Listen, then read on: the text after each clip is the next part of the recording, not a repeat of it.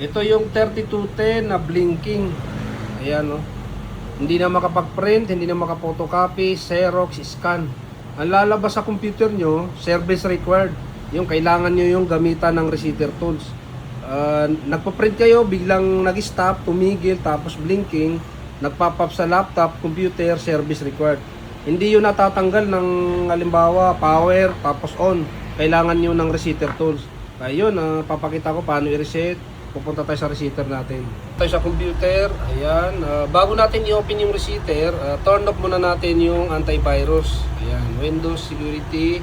Tapos pupunta kayo dyan. Tapos ito, manage. Tapos off natin tong apat. Kapag nakapag-reset naman, turn on nyo lang ulit.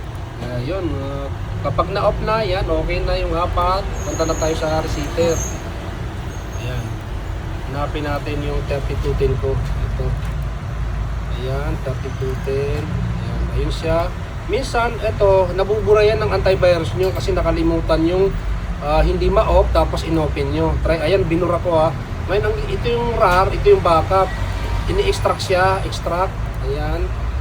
Ayan, lalabas ulit. Kaya ayan, double click natin. Ayan, pagka lumabas na yung receiver, ito, select natin yung 3210. Ayan, tapos 3210 din dito. Ayan. Tapos, yan, particular adjustment, tapos wisting pad, yun yung nire-reset. Ayan. Check na natin kung bakit nagpapareset at blinking. Ayan, para makita nyo 100% talaga. Kaya yun, kailangan talagang i-reset.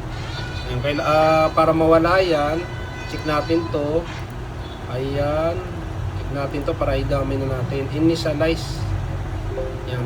Dito nagkakatalong iba, minsan communication error o kaya not responding kasi nag-reset kayo na mayroon pang pending na piniprint.